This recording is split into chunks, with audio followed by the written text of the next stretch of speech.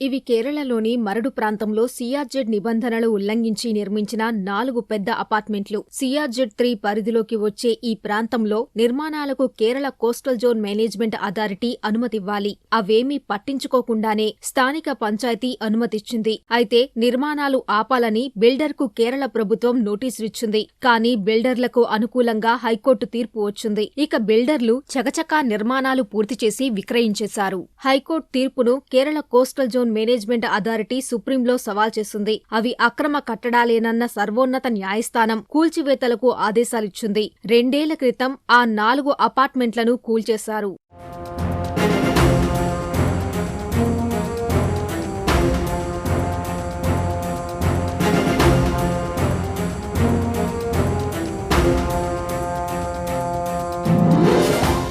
ఇది కేరళలో 200 కోట్లతో నిర్మించిన రిసార్ట్. నెడియాతురుత్ ద్వీపం బ్యాక్ వాటర్స్ లో విలాసవంతమైన విల్లాలు నిర్మించారు. ముత్తూట్, కపీకో గ్రూపులు సంయుక్తంగా 2007లో వీటిని నిర్మించారు. సిఆర్జెడ్ నిబంధనలు, పర్యావరణ చట్టాల్ని ఉల్లంఘించారని కొందరు స్థానికులు పిటిషన్ వేయడంతో కూల్చివేతకు 2013లో కేరళ హైకోర్టు ఆదేశించింది. యాజమాన్యం సుప్రీంకోర్టుకెళ్లింది. నిబంధనలకు విరుద్ధంగా ఉన్న ఈ రిసార్ట్ను కూల్చేయాలని సర్వోన్నత న్యాయస్థానం ఆదేశించడంతో గతేడాదే వీటిని నేలమట్టం చేశారు.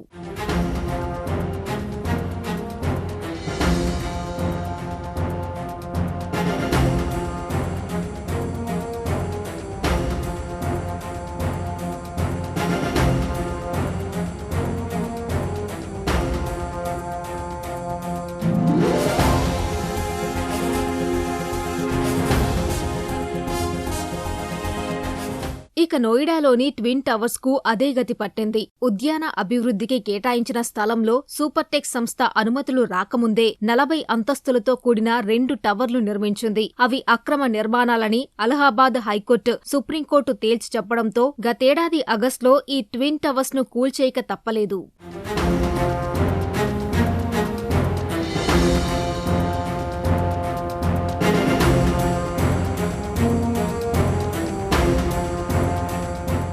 వీటి తరహాలోని నిర్మించిన మన రుషికొండ పరిస్థితేంటి?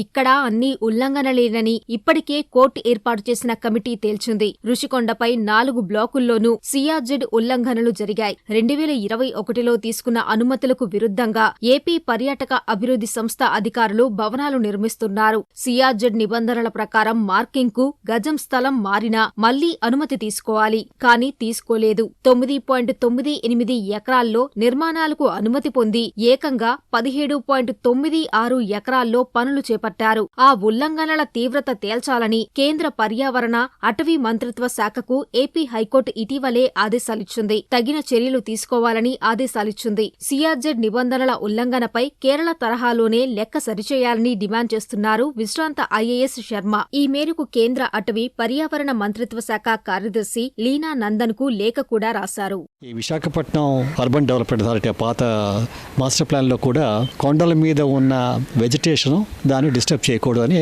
ఎప్పటి నుంచో ఉంది. అయినా కూడా చాలా విధాలుగా వీళ్ళు వైలేట్ చేస్తున్నారు. ఆ ఎక్స్పర్ట్ కమిటీ రిపోర్ట్లో ఏమంటే అసలు సిఆర్జెడ్ క్లియరెన్స్ ఏదైతే ఉందో రుషికొండ టూరిజం డెవలప్మెంట్ కార్పొరేషన్ ఆ ప్రాజెక్ట్కి దాన్ని ఎక్సీడ్ అయ్యి కట్టడాలు కట్టారు.